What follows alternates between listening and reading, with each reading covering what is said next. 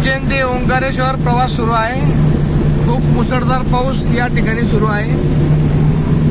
समोरच्या दिसण्यासाठी देखील अडचण आम्हाला निर्माण होत आहे। नंदभाऊ शेलकर गाडी चालवताना हॅलो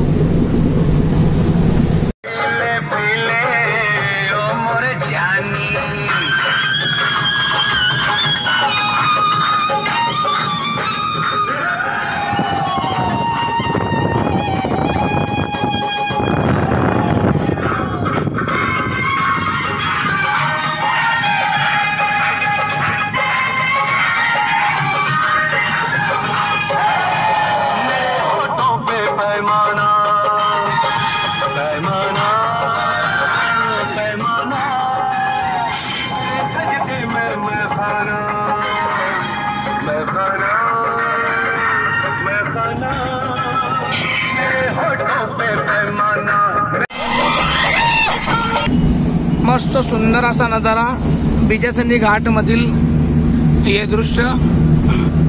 नंदभाऊ शेलकर गाडी चालवताना, मागे आत्माराम भाऊ, प्रमोद नाना,